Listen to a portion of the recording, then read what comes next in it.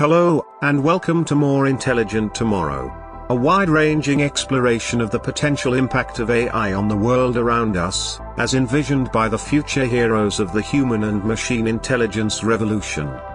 Can we scale the good from AI without amplifying the bad through bias? We'll discuss this and more with Cindi Howson on today's episode. And now, your host, Ben Taylor. Cindi, I'm so excited to finally have you on the podcast. I'm excited to be here, Ben. And I know we've known of each other, but we've never actually had the chance to talk yet. So I've seen you're active on LinkedIn. I watched your talk at the Dedicated conference. I thought it was great. You had a lot of key points that I want to hit on in this episode that I thought were very profound. Thank you. I liked yours too. So we have to correct this in 2021 and find a way to meet in person. Ideally, and go skiing. Yes, definitely. Yes. Ideally skiing or having a glass of wine somewhere. That would be fantastic. Definitely. You and I both referenced during our talks this week that the vast majority of AI projects fail. But they fail for some silly reasons. They fail because it's the problem's not mapped to value. Maybe let's speak to that for a second. So why do so many projects fail? Is AI not ready? Yeah, and I loved this debate that happened in the Dedicated conference. And I do want to ask you where you got your stat from, because I've been using 85% of big data and machine learning projects fail to deliver ROI. And that's just one way to measure what do we call a failure. That is from MIT, a stat from there. I think you quoted 72%. And to me, if you failed, you had the point. If you did experimentation but learned from it, that's very successful to me. Yeah. So how do we define failure or success? I think we have to agree on that first. And I think that's pretty complicated because I think when we lean towards, when we're anti-failure, then we miss all the moonshots, and we still have to take some moonshots, right? Like we still have to have. And so I love this discussion. How do you manage short-term ROI? Because everyone was in a panic when COVID hit. How do I get my 30-day value out of my data science team? But there were still CDOs and data science leaders that were talking about long-term strategic AI initiatives and kind of balancing both. So let's explore this topic. How do we minimize unnecessary failure? And how do we allow companies to take moonshot approaches in a responsible way? Yeah, so I think there's a couple best practices. One, always have that ultimate vision in mind. And this will be, what is the business value or use case you're going to align behind? So let's say we want to improve customer retention or customer loyalty. Then you will have some experiments that are working towards that. And you're going to time box it or budget box it and say, here's how much time we're willing to spend. Here's how many dollars and headcount people we're going to dedicate to it.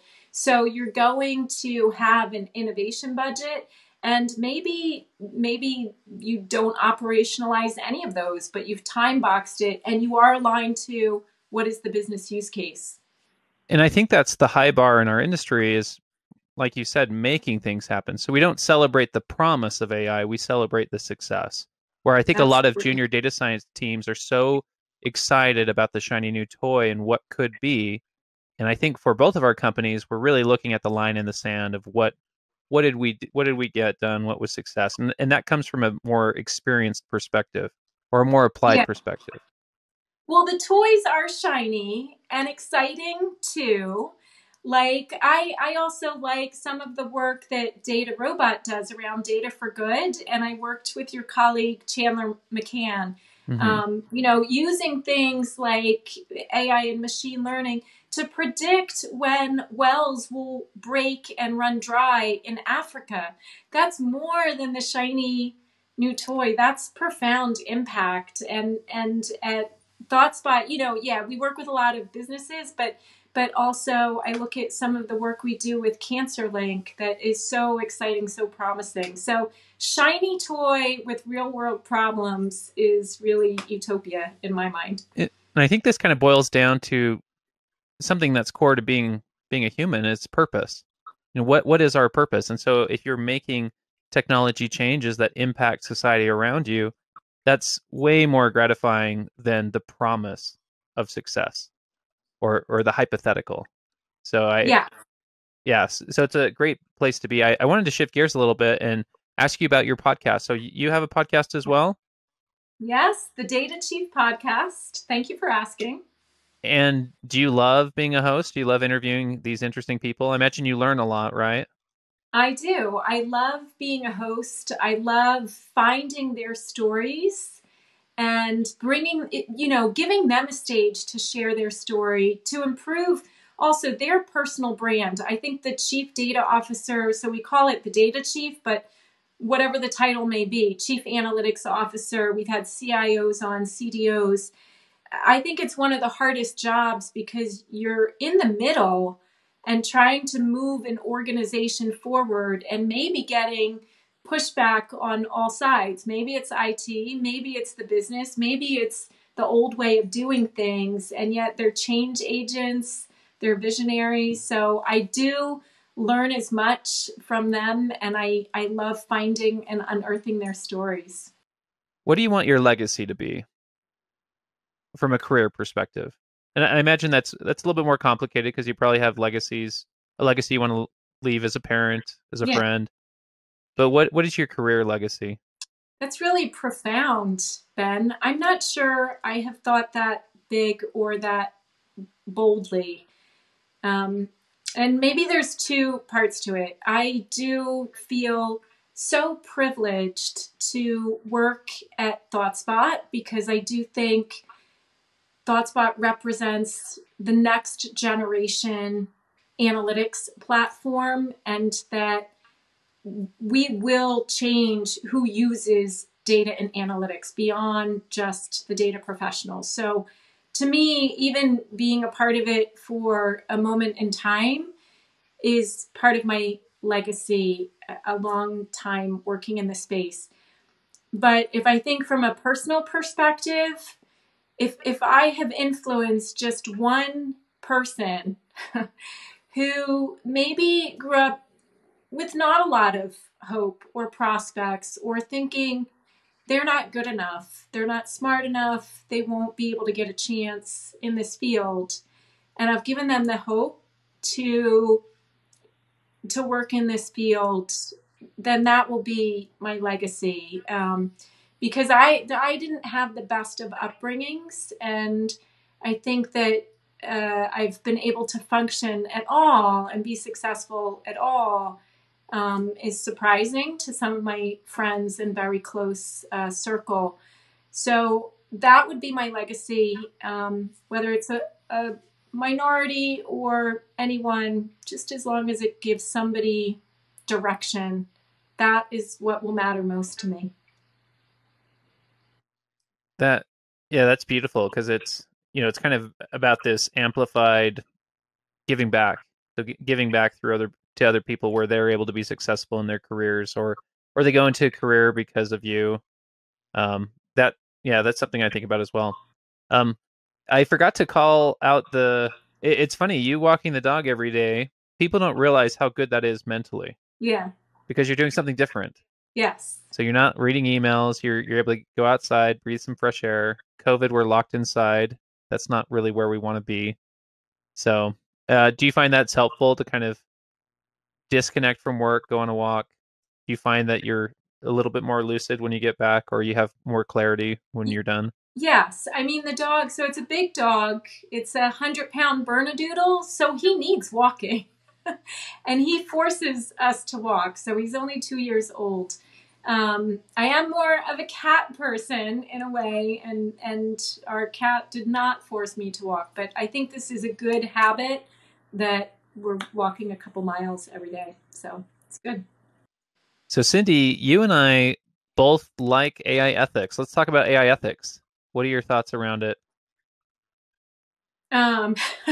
It's a big problem, and I think people are underestimating how big a problem it is.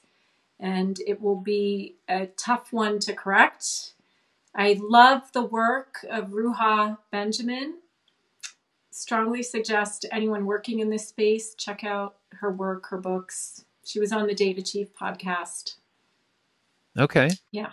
And one of the things I don't like about AI ethics is people keep talking about the trolley car problem, but I feel like there's problems today that impact real people, right? When it comes to using AI with hiring, or there's a long list. So what are the ethical questions today where people are impacted and lives are Well, being I think impacted now?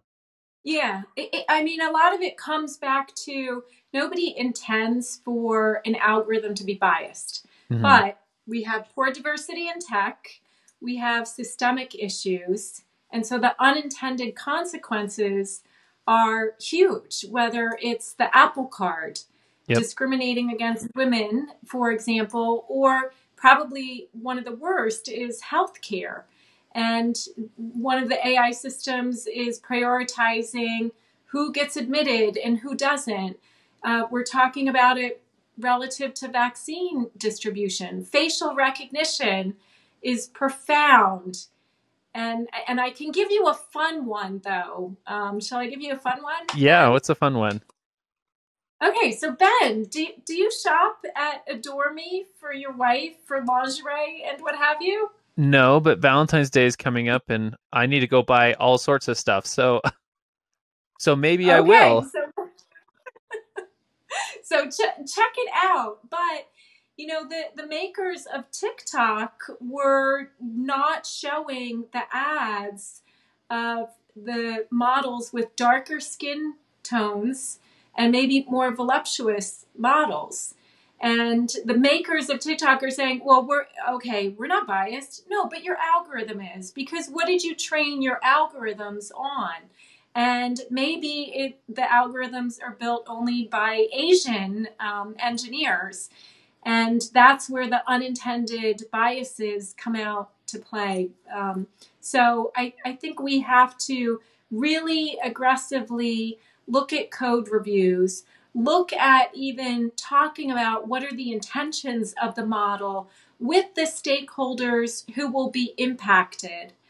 And then there's regulation as well. But I often say regulation is the moral minimum and is so far down the line that it's too late in the process. I love the mention of unintended consequences because I feel like really a lot of this is being proactive versus reactive. So if you're having a proactive discussion about a potential problem analysis, there's a good chance that you might prevent yourself from an oops moment. And I don't say oops to belittle the impact. Some of these oops moments are Yeah. very upsetting. Because when I look in the news, I feel like so many missteps have been unintended consequences. They're reacting Right. to an outcome that they did not anticipate. Yeah, and let's be honest, all data is biased. Yes. So it starts there. We have gaps. We have gaps and we have to account for that. And if we don't have diversity of thought or some kind of review board, we're not even going to realize the gaps until it's too far down the road. The intentions are not, my father raised me, one of his favorite sayings is, Cindy, the road to hell is paved with good intentions. So to me, intentions, they matter a little bit, but the outcomes matter more. And something else I wanted to ask you, but it actually comes into this conversation, is the reason AI ethics and bias are so scary is we're getting ready to turn up the scale faucet. So we went from most projects failing to one and done. And you and I are working with companies that have hundreds of models and thousands of models. So what a scary thing when it comes to amplifying a bias, right? How do you manage 100 or 1,000 or the theoretical 10,000 models deployed if bias could be getting amplified? So it's definitely something we have to figure Yes. out, right? As we're getting ready for hyperscale. We really do, because also I don't see a model should ever be one and done. I would like these models to be updating as you get new data and as you learn from it and as the requirements change as well. So I think the risk, I call it bias at scale if we don't fix this, because we've automated the unconscious and unintentional biases and we've made it hidden. So black box algorithms probably are even more risky. And I think with ethics, you bring up an important point that if you're doing stock modeling, it's all about the accuracy. It's all about the alpha. But when you're dealing with humans, whether it's parole or hiring or something like that, it's not all about the alpha. It's not about the accuracy. It's about there's more under the hood. So if you want a model that has maximum accuracy with hiring, I would say that it's going to be a very biased model because of limited training set, or you're missing, or a FICO score. That's if you're maximizing accuracy, you're going to fall prey to some ethical missteps. Right, exactly. And I just think we have to have these hard conversations, because I do fear bias at scale, but I also don't want the good of AI to stop. So, for example, facial recognition is a problem right now because it's often used in profiling and identifying criminals. And so there's a call for everyone to abolish this. But on the other hand, it's also used to rescue children from human trafficking. So I want that good use case, but how do I mitigate the unintended or the negative use cases? The more we educate people about both these opportunities, I hope we get to a better place. And that's a very complicated thing, because you're exactly right. There's so much good that can come with AI being everywhere in our lives, but there's also a lot of bad that can come. People that want to do harm, or unintended consequences, like you said. So, Cindi, I think we just kind of touched the tip of the iceberg, because there's so much more stuff. You had these one-liner quotes in your dedicated talk that I loved. One of them to call out was "Fight to survive outweighs the fear." Like that, we could talk about that for a long time, about why are dinosaur companies dying and some are able to fight the fear and make a no way back decision, which I think is a very exciting thing to talk about. But I want to be respectful of your time. I know we're coming up on the hour. I just want to say thank you again. I've really appreciated talking to you. I know that the audience is going to get a lot of value out of this conversation. And thanks again for being on the podcast. My pleasure, Ben. And I look forward to meeting somewhere in person in 2021. Amen to that. Let's make sure really good food, really good wine, and a really good location, whether it's San Francisco. And chocolate. Oh, chocolate. That's right. And chocolate. Chocolate and cheese. We should just have a foodie event with CDOs. I like that.